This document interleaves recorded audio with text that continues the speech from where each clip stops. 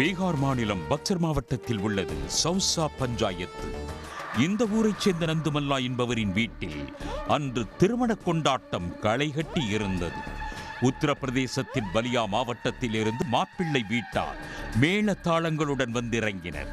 18 வயது ஆர்த்தி குமாரி பட்டுடுத்தி நகை அலங்காரத்தோடு தன் வாழ்வின் அடுத்த கட்டத்திற்கு நகர தயாராக இருந்தார். மணமகன் சுனில் குமார் ஆர்த்தியின் கையை பிடித்து மேடைக்கு அழைத்துச் செல்ல பாட்டு நடனம் என அந்த இடத்தில் மகிழ்ச்சி வெள்ளம் கரைபுரண்டு ஓடிக்கொண்டிருந்தது. திருமணச் சடங்குகள் ஒவ்வொன்றாக முடிந்ததும் ஜெயமாலா எனப்படும் மாலை மாற்றும் வைபவத்திற்காக ஆர்த்தியும் சுனில் குமாரும் மேடையில் நின்றிருந்தனர். அப்போது மர்ம நபர் ஒருவர் முகத்தில் துணியை கட்டிக்கொண்டு கூட்டத்தோடு கூட்டமாக மேடைக்கருகே வந்து நின்றார். மணமக்களை போட்டோ எடுப்பதைப் போல பாவனா செய்த அந்த நபர் திடீரென தனது பையில் இருந்த நாட்டு துப்பாக்கியை எடுத்து ஒரு நொடி கூட யோசிக்காமல் நேருக்கு நேராக ஆர்த்தியின் வயிற்றை குறிவைத்து சுட்டுவிட்டு தப்பிச் சென்றிருக்கிறார். துப்பாக்கி சத்தத்தை கேட்டு கூட்டம் சிதறியது. ஆர்த்தி இரத்த வெள்ளத்தில் மேடையிலேயே சரிந்தார்.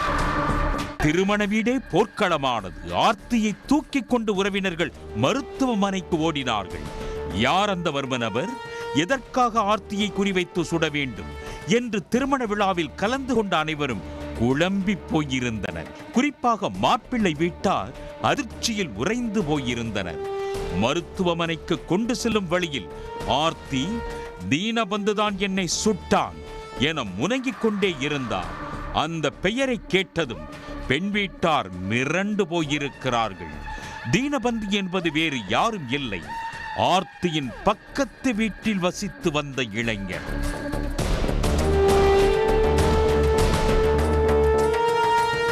இருபத்து 4 வயதான தீனபந்து மது கடத்தல் வழக்கில் கைதாகி சிறைக்கு சென்றவர். 2 வருடங்கள் ஒரு தலையாக ஆர்த்தியை காதலித்து வந்திருக்கிறார். ஆனால் ஆர்த்தி அதற்கு சம்மதிக்கவில்லை. இதனால் அவருக்கு லவ் டார்ச்சர் கொடுத்து வந்திருக்கிறார் தீனபந்து. தன்னை தவிர வேறு யாரையாவது திருமணம் செய்தால் ஆர்த்தியை சும்மா விட மாட்டேன் என பகிரங்கமாகவே தீனபந்து ஆர்த்தியின் பெற்றோருக்கு மிரட்டல் விடுத்திருக்கிறார். ஆனால் அவர்கள் அதை அப்போது பெரிதாக எடுத்துக் கொள்ளவில்லை.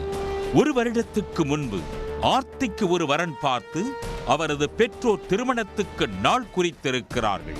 மாப்பிள்ளை வீட்டாரை தொடர்பு கொண்ட தீனபந்து ஆர்த்தியை காதலிப்பதாக கூறி அந்த திருமணத்தை நிறுத்தி இருக்கிறார். தீனபந்துவின் மிரட்டலுக்கு மத்தியில்தான் 2வது முறையாக சுனில் குமாரை ஆர்த்தியின் பெற்றோர் பேசி முடித்து திருமணம் வரை கொண்டு வந்திருக்கிறார்கள். இதனால் ஆத்திரமடைந்த தீனபந்து தனக்கு கிடைக்காத காதலி வேறு யாருக்கும் கிடைக்கக்கூடாது என்றுதான் ஆர்த்தியை மண மேடையிலேயே வைத்து துணிகரமாக துப்பாக்கியால் சுட்டிருக்கிறார். வயிற்றில் குண்டு பாய்ந்ததால் ஆர்த்திக்கு தீவிர சிகிச்சை அளிக்கப்பட்டு வருகிறது. வயிற்றில் பாய்ந்த தோட்டா அவரது உள்ளுறுப்புகளை கடுமையாக பாதித்துள்ளதாக மருத்துவர்கள் தெரிவிக்கின்றனர். இந்த சம்பவத்தால் மணமகன் தரப்பினர் மிகுந்த அச்சமடைந்தனர். தீனபந்துவின் ஒருதலை காதல் விவகாரத்தை பற்றி அறிந்ததும் தாலி கட்டாமலேயே அவர்கள் ஊர் திரும்பி இருக்கிறார்கள். மகிழ்ச்சியில் திளைத்திருக்க வேண்டிய ஆர்த்தியின் குடும்பம் இன்று மருத்துவமனை வாசலிலும் காவல் நிலையத்திலும் கண்ணீருடன் காத்து கிடக்கிறது.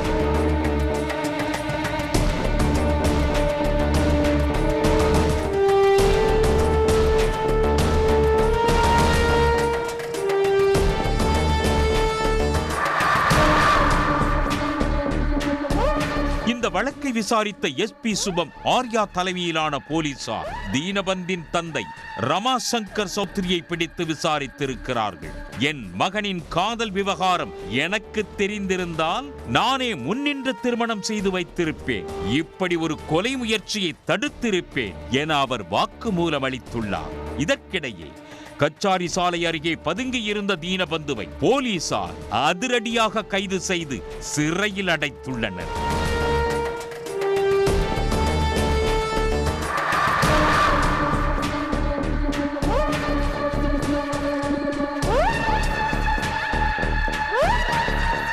உடனுக்குடன் செய்திகளை தெரிந்து கொள்ள சன் நியூஸ் பெல் ஐகானை கிளிக் பண்ணுங்க.